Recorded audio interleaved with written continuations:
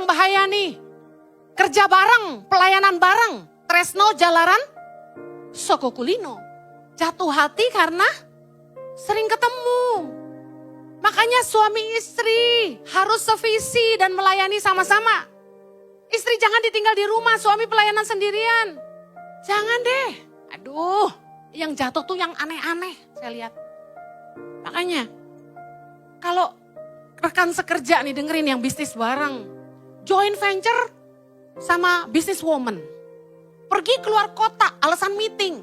Istri gak diajak. Saya kasih tahu yang kayak gini-gini nih awal kejatuhan. Kerja sama bisnis boleh.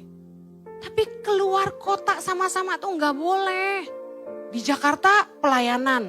Di luar kota selingkuh. Anda kalau orang itu bisa jatuh, itu tidak terjadi dalam satu malam. Orang tuh kalau bisa jatuh, tidak terjadi dalam satu hari. Pasti sudah ada celah yang terbuka. Pasti ada benih kecil yang dibiarkan. Yang setuju katakan amin. Awal kejatuhan yang pertama adalah karena merasa kuat.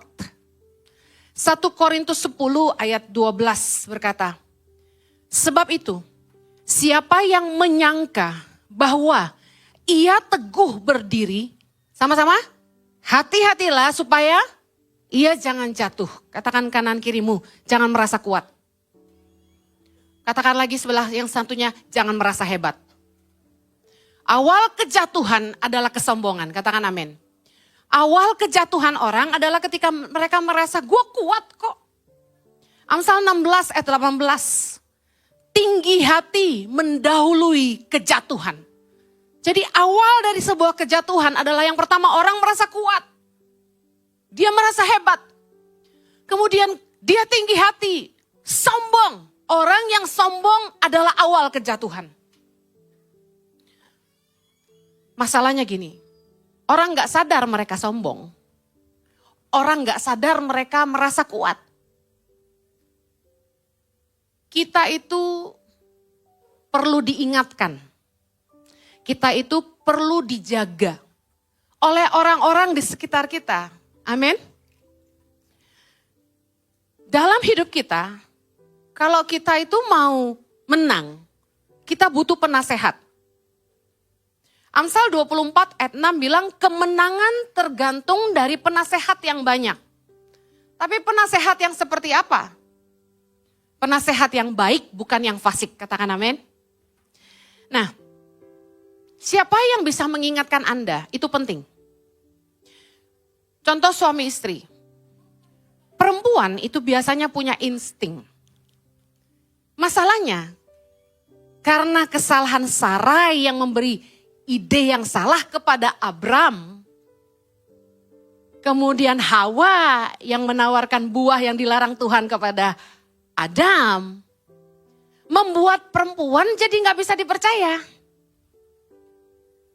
Ada seorang pengusaha yang mencuci otak suami saya. Saya bilang mencuci otak karena dia ngomongnya berulang-ulang dan terus-terus. Kamu jangan dengerin Henny. Jangan sampai seperti Abram yang dengerin Sarai. Dia bilang dalam hidup saya gak pernah dengerin istri saya. Karena perempuan tuh gak ngerti apa-apa, dia bilang gitu. Bahaya ya. Saya setuju bahwa tidak semua yang dikatakan istri itu benar. Harus diuji, betul? Tapi perempuan bahwasanya itu peka. Karena makhluk perasa. Kalau udah merasa suami macam-macam, istri pasti tahu. Karena kita kenal pasangan kita. Apalagi saya kenal Jojo dari saya umur 16 tahun. Dia gak pernah bisa bohong sama saya. Mimik wajahnya saya lah bisa baca. Bahaya. Dan baru tadi kemarin malam saya bilangin dia. Saya lagi di kamar mandi, Roh Kudus ngomong. Henny, periksa visa Amerika kamu. Periksa visa gitu. Roh Kudus bilang gitu. Saya pikir, waduh, jangan-jangan visa Amerika saya habis. Nanti kalau pas mau pergi pelayanan ke LA, gawat nih. Gak bisa berangkat, bisa kacau gitu kan. Kemudian Tuhan ingatkan itu. Saya keluar kamar mandi, saya ambil paspor saya dan suami saya Saya periksa paspor saya aman, ada visa Amerika sampai 2027. Pas saya periksa paspor suami saya, kagak ada visanya. Loh, kok gak ada visanya? Saya cek di paspor lama, ternyata pas visa Amerika di paspor lama dan dia gak kasih tahu saya. Biasanya kalau udah terjadi begini kita check in dan saya kasih paspor dan paspornya cuma ada satu, yang dimarahin siapa kira-kira? Sekretaris. Roh Kudus menyelamatkan saya dari dimarahin suami saya dengan mengingatkan visa Amerikanya gak ada gitu. Roh Kudus itu luar biasa loh. Nah, perempuan yang dekat sama Tuhan punya kelebihan, dia peka. Ibu-ibu, Anda harus dekat sama Tuhan. Karena kita enggak tahu, dunia ini penuh penipuan dan jahat. Jangan takut suamimu selingkuh, kamu cuma perlu dekat aja sama Tuhan. Amen. Nah, biasanya kalau suami diingetin istri gak seneng. Kenyataan, Jojo juga gak suka kalau diingetin saya, marah dia. Dengar, kita tidak seorang pun yang kebal dosa. Kita perlu diingatkan oleh penasehat-penasehat supaya kita tidak jatuh. Saya mengizinkan teman-teman dekat untuk kasih tahu saya kalau saya mulai bertingkah. Saya bilang gini, tolong ingatin saya ya kalau kamu rasa saya sombong. Kalau kamu merasa saya berubah, tolong ingatkan saya. Mereka bisa bilang apa aja. Kita jangan pernah merasa kuat, kita butuh diingatkan. Amen. Kalau ada kakakmu, adikmu, orang tuamu, anakmu yang memberi nasihat, dengarkan. Mereka memberi nasihat bukan karena punya kepentingan, tapi keluar dari rasa sayang kepada Anda. Amin. Anda enggak pulang-pulang, yang harusnya Anda pulang. Temanmu yang baik akan ngingetin kamu. Pulang, udah malam, anak istri nunggu di rumah. Kalau ada teman yang gak ngingetin kamu, malah bikin kamu gak pulang, itu bukan teman yang baik. Ingat, gak seorang pun kuat. Yang berikutnya, awal kejatuhan kita adalah karena lengah. Firman Tuhan berkata, Matius 26 ayat 41, Yesus bilang, berjaga-jagalah dan berdoalah supaya kamu jangan jatuh ke dalam pencobaan. Baca sama-sama. Roh memang penurut, tapi daging lemah. Berjaga-jagalah artinya jangan lengah. Be alert all the time. Kita nggak boleh lengah. Karena sekali lagi tidak seorang pun kebal terhadap dosa. Yesus bilang roh kita memang penurut. Tapi daging kita lemah, kita kan dunia, masih hidup di dunia, kita kan masih manusia. Karena itu gak boleh lengah. Menjauhlah dari medan dosa. 1 Tesalonika 5 ayat 22 berkata gini, jauhkanlah dirimu dari segala jenis kejahatan. Menjauhlah dari dosa. Jangan merasa kuat lalu Anda datangin petantang-petenteng. Kita tahu banyak orang yang lepas dari drug addict. Coba-coba merasa dia udah kuat, dia mau nolong orang yang drug addict. Apa yang terjadi? Merasa kuat, lengah, jatuh. Kita harus mengerti bahwa kita ini masih di dalam daging. Kita punya kelemahan. Katakan kanan kirimu, jangan mencobai diri sendiri. Apa kuncinya? Anda harus jujur sama dirimu. Anda harus berkata gini, saya punya kelemahan. Saya juga bisa jatuh. Kalau Anda orang yang menikah dengan suami yang cuek, Mr. Kulkas, kurang perhatian, pelit, apalagi ya. Terus Anda bekerja di kantor yang teman priamu itu astaga. So sweet, perhatian, suka ngajak makan, bawain Anda hadiah dan oleh-oleh kalau dari luar kota. Hangat, Anda tipe yang bahasa kasihnya tuh sentuhan. Dan dia saban ketemu selalu pegang pundak. Are you okay? Kira-kira jatuh enggak? Anda harus jujur, saya punya kelemahan. Kita semua punya tangki kasih yang harus diisi. 5 bahasa kasih manusia. Yang pertama, kata pujian. Ada orang yang bahasa kasihnya, dia suka dipuji. Yang kedua, hadiah, suka dikasih hadiah. Biarpun cuma cabai sekilo, gak apa-apa. Yang ketiga, sentuhan, ya, touch. Yang keempat itu quality time. Bahasa kasih saya quality time. Kalau suami saya mengkhususkan waktu hanya buat saya dan anak-anak saya, itu bahasa kasih. Yang kelima, act of service, melayani. Act of service itu gini. Kalau Anda melayani pasanganmu, masakin masakan kesukaan dia, terus ada suami yang kalau istri biar pulang selarut malam apapun dijemput di kantornya, act of service bagi dia itu cinta. Nah, kalau dalam pernikahan maupun hubungan, tangki kasih kita tidak terisi, kebutuhan kita tidak terjawab, dan kita temukan itu dari orang lain, inilah awal kejatuhan. Jangan lengah, jangan terbuai. Ini saya mau cepat aja karena waktu terbatas.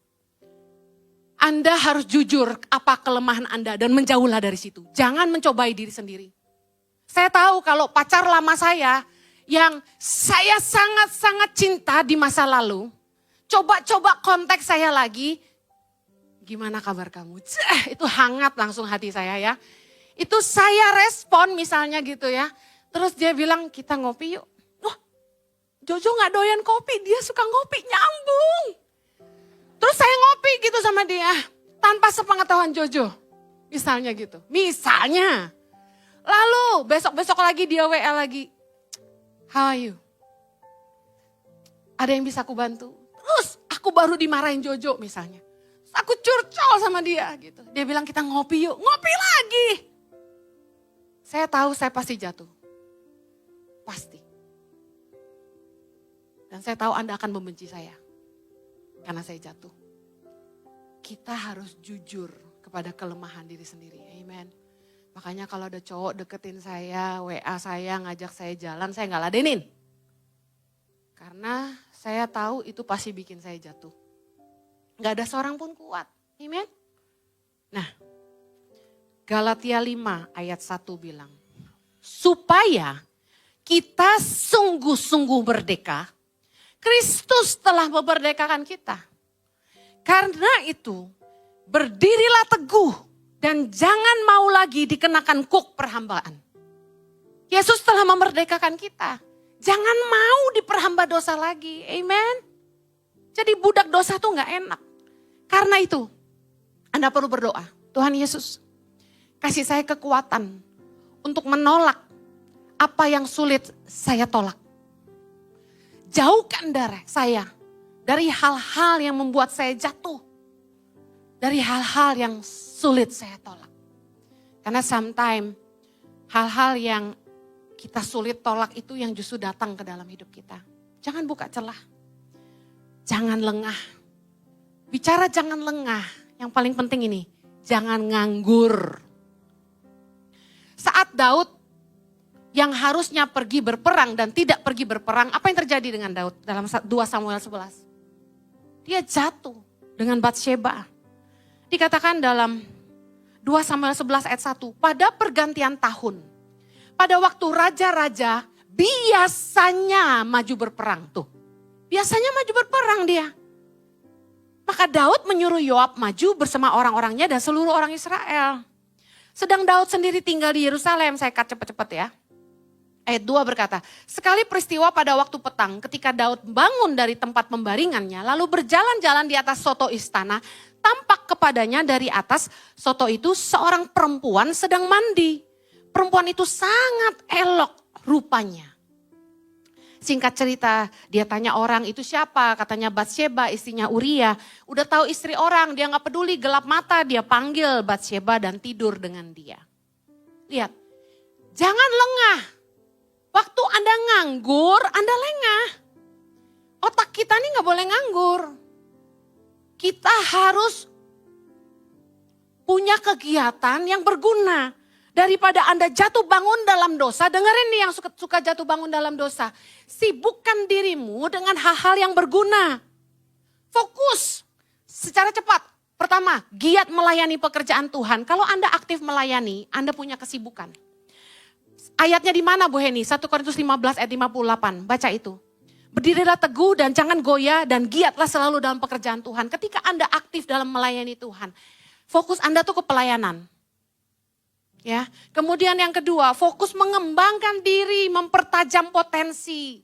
Apa sih yang Anda mau bangun dalam hidupmu? Asah itu, belajar itu, baca buku tentang itu.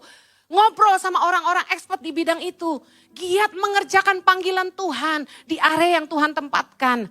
Kemudian ayatnya di mana? 2 Petrus 1 ayat 10, Anda baca sendiri di rumah. Kemudian kelilingi diri Anda dengan teman-teman yang menguatkan iman dan pergaulan yang sehat. Kalau Anda dikelilingi sama teman seiman yang sehat, paling enggak tuh ada yang ngingetin Anda kalau Anda mulai lengah gitu loh.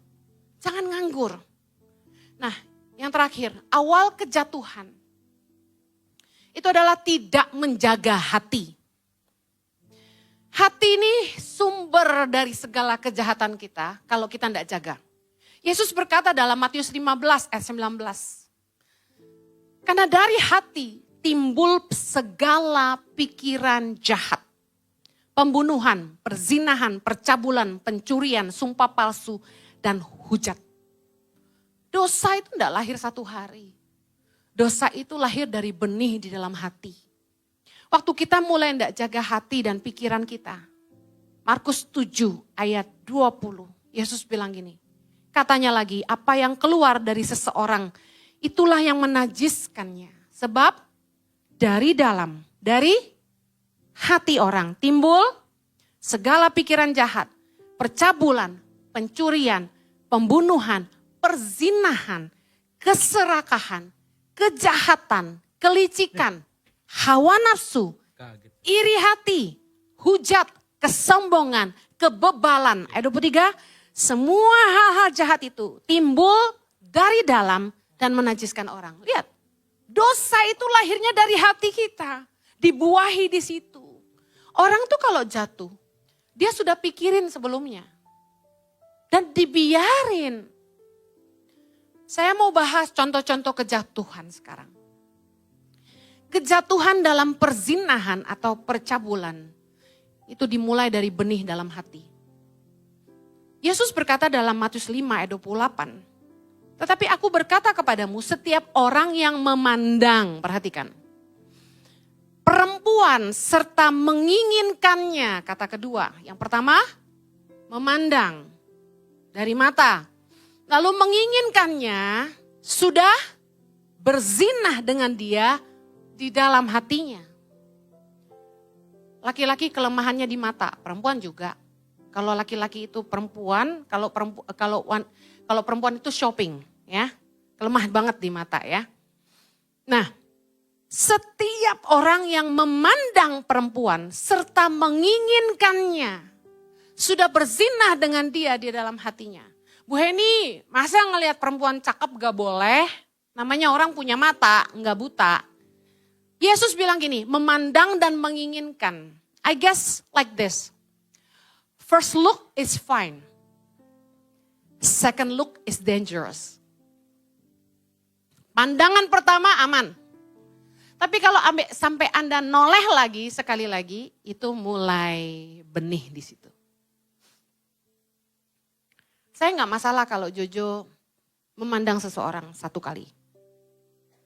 Tapi waktu dia mulai putar kepalanya, saya masalah. Namanya laki-laki, masa Pak Jojo nggak bisa gitu? Bisa dong. Mungkin gini, kadang-kadang kita pertama kali lihat tuh kayaknya nggak fokus, bener nggak? Tapi pandangan nggak fokus aja kok mempesona. Berarti kan kita pengen lihat lagi. Hah, gitu kan? Bener nggak kira-kira gitu? Nah, memandang is fine. Tapi ketika mulai timbul keinginan, ini bahaya. Yang bahaya gini, Anda mulai mereka-reka, kapan istri gue pergi ya? Kapan pasangan gue dipanggil Tuhan ya, gawat kan? Ini cocok buat ganti nih gitu. Nah ini bahaya, mendoakan pasangan cepat dipanggil Tuhan. Soalnya dalam kekristenan gak boleh bercerai Bu Heni. First look is fine. Second look is dangerous.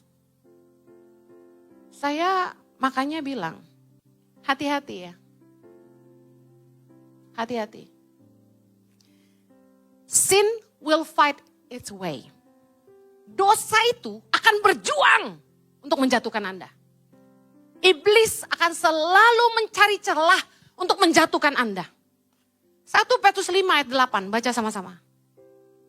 Bacanya kencang-kencang bilang gini, sadarlah, 1, 2, 3. Sadarlah dan berjaga-jagalah. Lawanmu si iblis berjalan keliling. Sama seperti singa yang mengaum-ngaum dan mencari orang yang dapat ditelannya. Look, Anda lengah, iblis gak lengah. Anda harus selalu alert, sadar dan berjaga-jaga. Gue bisa jatuh. Karena iblis selalu akan cari celah untuk menjatuhkan Anda. Mari saya kasih contoh sehari-hari. Jalan masuk dosa itu dari mana? Yang pertama, jemaat minta didoakan. Atau teman minta didoakan. Awalnya mendoakan, habis itu pelukan. Ini bahaya. Kemudian, konseling pribadi. Teman curcol. Jemaat curcol. Pengerja curcol. Awalnya yang diusap air matanya. Habis itu yang diusap semuanya. Karena itu saya bilang sama pengerja. Tolong konseling itu pria dengan pria, wanita dengan wanita. Karena jangan sampai dia merasa kasihan. Udah mulai deh. Ku hapus air matamu. Gitu kan. Ku hapus. Masalahnya gini. Zaman sekarang pria juga jatuh dengan pria. Wanita juga jatuh dengan wanita. Jadi saran saya, curcol-curcol itu jangan di ruangan tertutup. Jangan. Kalau sampai ada yang mau konseling sama Pak Jojo, saya kasih tahu ya. Anda harus daftar dengan konselor. Jadwal konseling. Kami punya konselor-konselor yang diurapi Tuhan. Yang memang di training, memang kuliahnya di situ, ahli di bidangnya yang bisa menangani masalah Anda. Kalau mau konseling sama Ibu Heni gimana? Kalau siap dimarahin sih boleh aja. Soalnya saya gak sabar loh kalau nungguin orang cerita. Waktu saya masih kecil Bu Heni ya, sekitar 30 tahun yang lalu. Saya tuh orang ngomong 15 menit, saya langsung tahu masalahnya apa. Saya langsung bilang, oke, saya tahu saya harus kasih. Anda gak akan suka deh konseling sama saya jamin. Karena saya gak tahan. Saya tuh bisa lost kalau dengar orang ngomong lama atau enggak. Dia cerita gitu ya 30 menit, gue udah kayak, tadi ngomong apa sorry? Gitu, hilang langsung saya. Karena pikiran saya banyak sekali, jadi saya gak bisa dengerin orang ngomong panjang. Kalau sama saya tuh harus plek, kelar gitu. Setengah jam, beres gitu. Tapi habis ini jangan langsung ngantri konseling sama saya ya. Yuk, jaga yuk, gak ada seorang pun kuat. Nah, celah apa lagi yang bahaya nih? Kerja bareng, pelayanan bareng, tresno jalaran, sokokulino. Jatuh hati karena sering ketemu. Makanya suami istri harus sevisi dan melayani sama-sama. Istri jangan ditinggal di rumah, suami pelayanan sendirian. Jangan deh. Aduh, yang jatuh tuh yang aneh-aneh saya lihat. Makanya, kalau rekan sekerja nih dengerin yang bisnis bareng. Joint venture sama business woman. Pergi keluar kota, alasan meeting. Istri gak diajak. Saya kasih tahu yang kayak gini-gini nih awal kejatuhan. Kerja sama bisnis boleh. Tapi keluar kota sama-sama tuh gak boleh. Di Jakarta pelayanan. Di luar kota selingkuhan. Beda. Jangan dong. Istri-istri jangan mau ditinggal. Ikut. Aduh Bu Heni, jangan begitu. Saya gak setuju sama nasihat ibu. Karena istri saya kalau ikut, dia shopping melulu. Ada yang gitu ke saya. Saya gak mau ajak istri saya. Saya kerja, dia malah belanja. Habislah duit saya katanya gitu. Ya istri-istri juga tahu diri lah. Dandan yang cantik. Biarpun kamu gak ngerti, duduk di sebelah suamimu. Dan jangan ngomong apa-apa. Karena begitu Anda mulai bicara, ketahuanlah Anda gak ngerti apa-apa. Udah dandan yang cantik, duduk manis, ngurusin suamimu mau minum apa, mau makan apa. Ya Ya kan? Kalau dia mulai emosi, gosok-gosok punggungnya gitu kan. Dijaga tuh. Pernikahan Kristen zaman sekarang cerai melulu. Selingkuh melulu. Ayo dong. Saya aja gak kuat, masa Anda kuat? Betul gak? Makanya meskipun saya sedih ninggalin anak saya, kalau nurutin hati istri-istri, mama-mama, kita lebih sayang anak, benar gak? You know I know lah ya kan. Tapi karena saya gak mau suami saya jatuh, saya ikut dia pelayanan. Karena gini, jemaat tuh aduh, bisa ketok pintu kamar nganter nasi, ketok pintu kamar nganter kue. No, yang jemput di airport aja udah bisa bawa ke rumahnya, itu bahaya. Kita gak kuat. Nobody is strong. Kejatuhan dalam keuangan. Kejatuhan dalam keuangan itu sekali lagi dari benih di hati. 1 Timotius 6 ayat 10 bilang akar segala kejahatan adalah cinta uang. Nah, kalau Anda gak mau jatuh dalam keuangan, Anda gak boleh cinta uang. Anda harus ngerti kata cukup. Kalau Anda gak ngerti kata cukup, Anda akan jadi hamba uang, jadi budaknya uang. Ibrani 13 ayat 5 berkata, janganlah kamu menjadi hamba uang. Dan cukupkanlah dirimu dengan apa yang padamu. Masalahnya gini, kenapa orang jadi cinta uang? Soalnya dia lihat apapun mau. Meletakkan standar hidup setinggi langit. Semua yang orang punya dia mau punya. Harus branded. Saya heran. Kenapa kita menginginkan hal yang begitu rumit. Yang sebenarnya kita tidak terlalu butuh gitu loh. Saya bercanda sama tim Ichi Worship yang ikut saya pelayanan. Saya bilang gini. Gue gak punya Louis Vuitton, gue gak punya Chanel, tapi gue punya rumah. Buat apa? Saya tanya rata-rata masih ngontrak. Tapi naik business class, naik first class. Punya yang S class. Tapi masih ngontrak, buat apa? Mending tuh punya duit beli rumah. Itu kebutuhan. Kita gak ada, anak-anak kita punya tempat tinggal, atap di atas kepala, amin. Biarpun kecil rumah sendiri, jangan numpang rumah orang. Numpang kok di rumah mertua, nyicil. Tahu nggak? Saya selalu ngedidik anak-anak saya. Harus nyicil rumah. Anak saya yang saya sekolahin, udah 2 nyicil rumah tuh saya bangga setengah mati. Kenapa? Kalau Anda tuh belajar nyicil rumah dari muda, Anda mendisiplin diri Anda untuk sesuatu yang penting. Kemudian Anda jadi punya tabungan buat hari depan. Aset itu bisa dijual. Kalau sampai kefefet. Dan ketika Anda lihat sisa dari gaji Anda setelah KPR dan perpuluhan dan sebagainya. Anda jadi lebih bijak mengatur keuangan. Orang manusia itu lihat duit banyak tuh gak bisa. Duit gue banyak nih mau dipakai apa ya. Akhirnya sia-sia yang boten-boten dibeli gitu. Ayo belajar mencukupkan diri. Kalau enggak Anda akan jadi budak uang. Yesus ngajarin kita jangan serakah. Manusia ini jangan serakah. Makanya jadi pendeta juga gak boleh serakah. Saya belajar. Jangan serakah ini. Jangan serakah. Kejatuhan dalam kejahatan. Itu benihnya dari mana? Dari menyimpan akar pahit. Orang bisa jadi jahat. Itu karena akar pahit. Ibrani 12 ayat 15. Jagalah supaya jangan ada seorang pun menjauhkan diri dari kasih karunia Allah. Agar jangan tumbuh akar yang pahit yang menimbulkan kerusuhan dan mencemarkan banyak orang.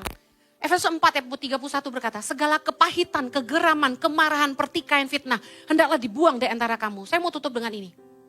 Dari iri hati, Anda akan jadi orang yang jahat sekali. Ingat kisah Kain dan Habel dalam Kejadian 4? Karena Kain iri dengan Habel adiknya. Karena persembahan Habel lebih dikenan Tuhan. Dikatakan dalam ayat kelima, Kejadian 4 ayat 5. Lalu hati Kain menjadi sangat panas dan mukanya muram. Ayat 6, perhatikan yang Tuhan ngomong. Firman Tuhan kepada Kain, mengapa hatimu panas dan mukamu muram? Tidakkah mukamu tidak akan berseri jika engkau berbuat baik? Tetapi jika engkau tidak berbuat baik, dosa sudah mengintip di depan pintu. Ia sangat menggoda engkau, tetapi engkau harus berkuasa atasnya. awal kejatuhan. Dosa itu sangat menggoda. Tapi kita harus berkuasa atasnya. Amen. Kita harus kendalikan hati kita. Kita harus buang segala pikiran jorok. Segala pikiran yang tidak baik. Segala pikiran jahat kita harus buang. Dikatakan dosa sudah mengintip di depan pintu. Ia sangat menggoda engkau. Tapi engkau harus berkuasa atasnya. Tapi apa yang terjadi? Kain tidak mau dengarkan Tuhan. Ayat ke-8. Kain bawa adiknya ke padang. Dan di padang itulah dia memukul Habel dan membunuh dia. Awal dari kejahatan. Kita jatuh dalam berbagai kejahatan. Tadi saya bilang cinta uang. Yang kedua karena kemarahan, akar pahit. Yang ketiga karena iri hati. Yuk jangan iri sama orang. Orang tuh kalau udah iri hati, bisa jahat sekali sama orang. Bisa mencelakakan orang, bisa merekayasa berita-berita yang tidak baik untuk menjatuhkan orang lain. Yuk jangan iri yuk. Saya kemarin sempat ngomong sama salah satu tim di ICI. Saya kok merasa bahaya sekali untuk saya memperlihatkan kasih sayang saya dan perhatian saya kepada salah satu leader di ICI. Bahaya. Kenapa? Salah bicara, orang itu bisa dibenci semuanya. Beberapa kali orang-orang yang saya bercandain jadi bahan guyonan. Wah ini anak kesayangan Ciheni. Wah ini difavoritin sama Bu Heni. Sampai ada yang datengin saya dan bilang gini, please jangan sebut nama saya. Karena gara-gara nama saya disebut, orang-orang jadi iri hati sama saya. Saya jadi serba salah. Tapi saya mau bilang ini, yang salah bukan saya, yang salah bukan orang itu. Yang salah karena Anda tidak jaga hati Anda. Tuhan memberikan kasih karunia kepada siapa yang dia mau beri kasih karunia. Tuhan mau pakai siapa yang dia mau pakai. Itu urusan Tuhan. Tapi kita tidak boleh iri lihat pemakaian Tuhan dalam hidup orang lain. Amen. Yuk, awal kejatuhan adalah merasa kuat. Awal kejatuhan adalah lengah. Jangan nganggur. Jangan sampai Anda nganggur pikiranmu kemana-mana. Jangan sampai fokusmu salah. Jangan lengah, jangan sampai Anda mendekati medan dosa yang Anda tahu itu kelemahanmu dan Anda bisa jatuh. Yang terakhir, awal kejatuhan itu tidak menjaga hati. Yuk, jaga hati yuk. Karena dari hati ini loh timbul segala pikiran jahat. Iri hati, percabulan, perzinahan, semua dari hati. Dari mata turun ke hati. First look is okay, second look is dangerous. Jaga matamu, amen. Jangan perhatikan, kalau buka Instagram, lihat cewek cakep biasa aja.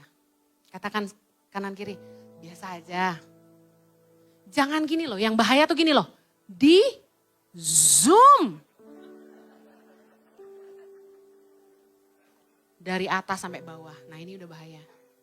Ini yang bikin Anda jatuh. Ingat Yesus bilang, barang siapa memandang dan menginginkan dalam hati, sudah berzinah di dalam hatinya. Istri-istri, dengar.